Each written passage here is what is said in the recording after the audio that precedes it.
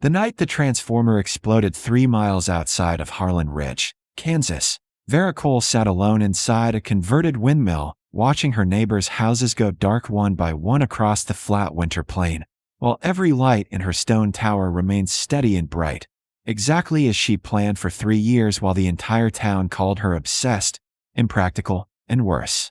But that moment was still 4 days away.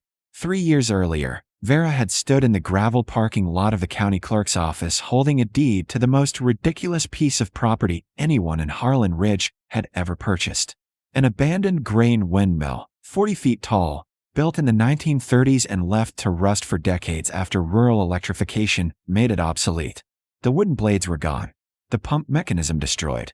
The structure leaned slightly to the south from years of prairie wind pushing against it without resistance.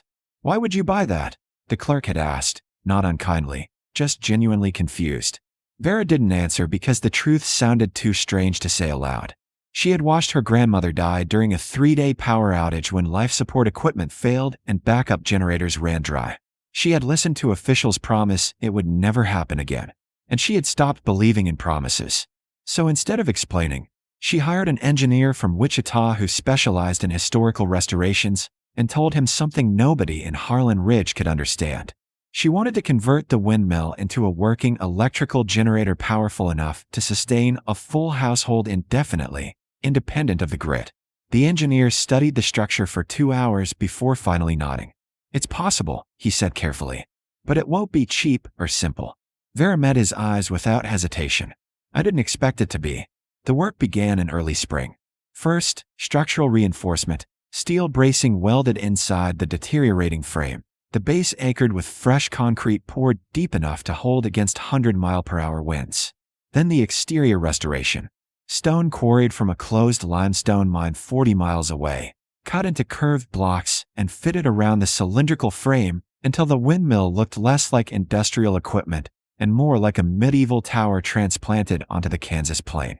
People noticed immediately. At the co-op, men leaning against their trucks shook their heads and laughed. "She's building a castle out of a windmill," one said.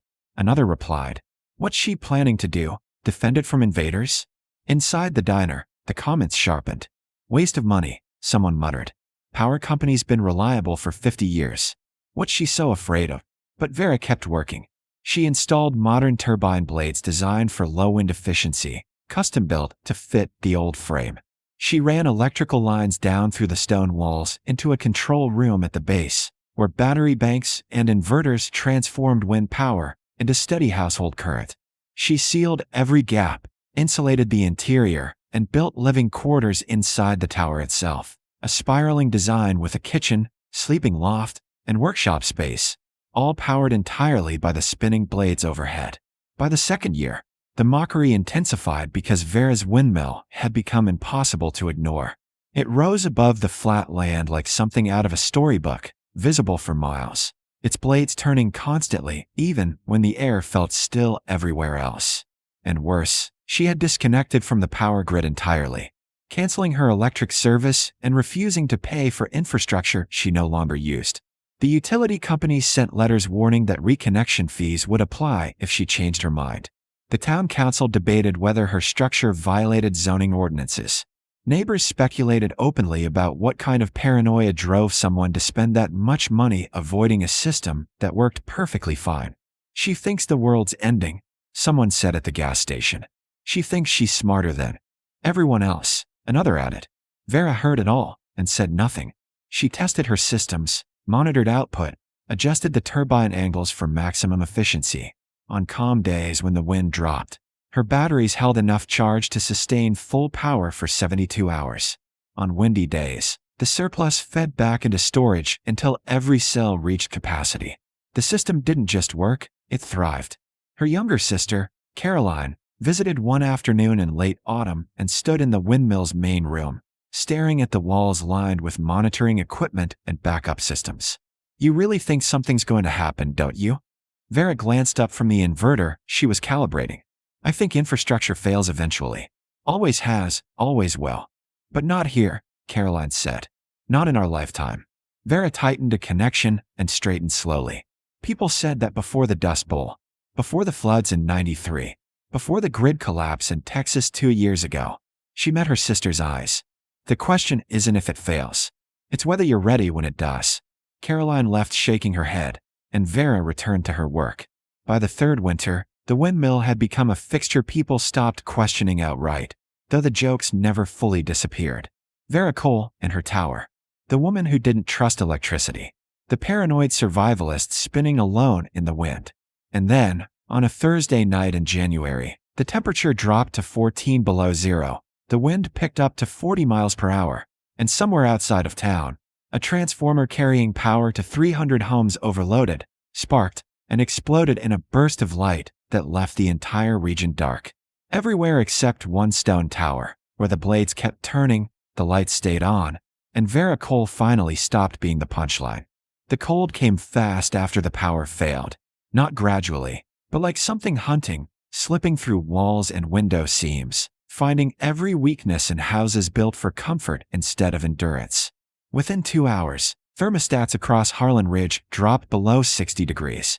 Within 4, people's breath showed faintly indoors.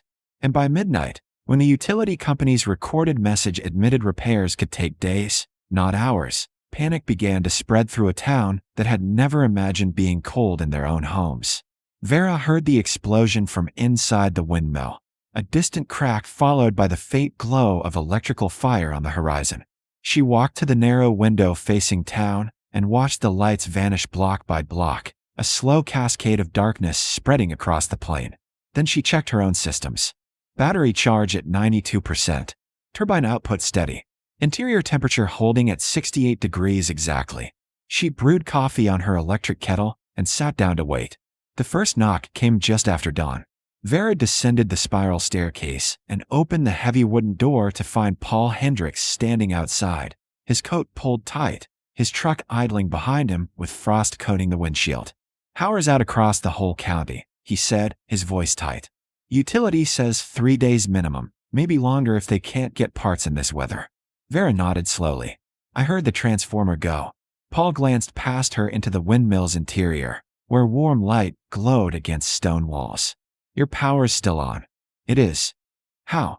"Because I'm not connected to what failed."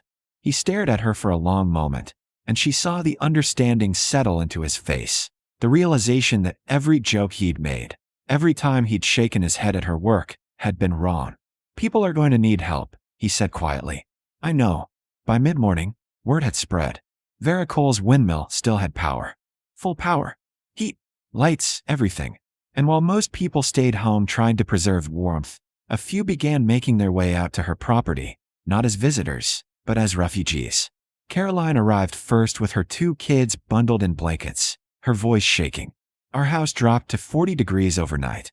The kids can't stop shivering." She hesitated, shame crossing her face. "Can we stay here? Just until the power comes back?" Vera stepped aside without a word. Then came the Ramirez family, whose propane furnace had failed when the thermostat lost electricity. Then Frank Gearhart, whose wife needed to keep her insulin refrigerated. Then others, one by one, carrying what they could, asking quietly if there was room. Vera organized them with the same precision she'd used building the windmill itself. She set up sleeping areas on the main floor, rationed her food stores, boiled water for washing, and kept the wood stove in the corner lit as backup. The windmill's electrical system handled the load without strain, lights, space heaters, the refrigerator, everything running exactly as designed. By the second night, 18 people were sheltering inside the stone tower, and the town had started to change its mind about Vera Cole. Paul Hendricks stood near the window watching the turbine blades spin steadily in the frigid wind. "I used to think you were paranoid," he said quietly. Vera poured him coffee from the pot on the stove. "Most people think preparation is paranoia until they need it. Why didn't you tell anyone it would work this well? Would you have believed me?" He opened his mouth, then closed it, because they both knew the answer. On the third day, the utility company pushed back the estimated repair time again, parts delayed by the cold, crews unable to work safely in the extreme wind chill. The temperature outside dropped to 18 below. Inside homes across Harlan Ridge, pipes began to freeze and burst. Families burned furniture to stay warm. The diner downtown opened as an emergency shelter, but had no way to heat the building beyond a few propane heaters that barely kept the main room above freezing. And still, Vera's windmill stood steady, the blades turning, the lights glowing, the heat holding. One evening, as the group sat together around the wood stove sharing a meal of soup and bread Vera had prepared, Caroline looked at her sister across the firelight. "You knew this would happen, didn't you?" "Not this exactly," Vera said, "but something like it. And you got ready anyway." "Yes." Caroline shook her head slowly, tears brimming. "I'm sorry I didn't believe you." Vera reached across and squeezed her hand. "You're here now? That's what matters." By the fourth night, the power was still out, but something else had shifted. The people inside the windmill had stopped seeing Vera as strange or obsessive. They saw her as the only person who had understood what the rest of them refused to consider. That safety wasn't guaranteed, that systems failed, that the only real security came from being ready when they did. And outside, across the frozen plain, the windmill's lights glowed warm and steady against the winter dark, a stone tower standing alone while the blades overhead kept turning, exactly as they'd been built to do. The power came back on the fifth day, not all at once, but in sections, blocks lighting up across Harlan Ridge as utility crews worked their way through the damaged grid. By noon, most homes had electricity again. Furnaces kicked on. Frozen pipes began to thaw, some cracking and flooding basements in the process. And slowly, cautiously, the families who had sheltered inside Vera's windmill began to leave, returning to homes that felt colder than they remembered, even with the heat running again. Caroline was the last to go. She stood in the windmill's doorway with her kids, already buckled into the car outside, and for a moment, she couldn't find the words. "Thank you," she finally said, her voice thick. Vera nodded. "You're always welcome here." "I know that now." Caroline hesitated, then added quietly, "I wish I'd known it 3 years ago." After she left, Vera climbed the spiral staircase to the upper level and looked out across the plain. Smoke rose from chimneys across town. Trucks moved along the cleared roads. Life was returning to normal, or what people called normal. But Vera knew something had changed, something deeper than just a power outage and restoration. People had seen what failure looked like. They had felt it in their own homes, in the cold creeping through walls they'd trusted to protect them. And they had learned that the woman they mocked had been right all along.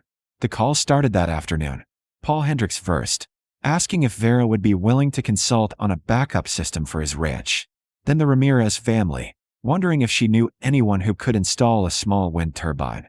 Then others, one after another, people who had spent years dismissing her work now wanting to understand it.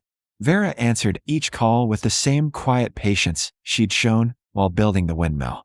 She didn't lecture. She didn't say "I told you so." She just explained what had worked, what hadn't, and what they'd need to consider if they wanted to build something that would hold when everything else failed. By spring, 3 more households in Harlan Ridge had installed independent power systems, smaller than Vera's, simpler, but designed with the same principle. Don't depend entirely on what you can't control. The county newspaper ran a feature story about Vera's windmill, calling it a lesson in self-reliance and a model for rural resilience. Reporters came out to photograph the stone tower and interview Vera about her design process. She answered their questions simply, without drama, focusing on the engineering rather than the philosophy behind it. But the question she heard most often was the same one Caroline had asked. "How did you know?" And her answer never changed. "I didn't know. I just refused to be helpless when something I couldn't control decided to fail." One evening in late April, Vera stood outside the windmill watching the turbine blades turn lazily in the mild spring wind. The prairie grass had started to green. The air smelled like rain and plowed earth.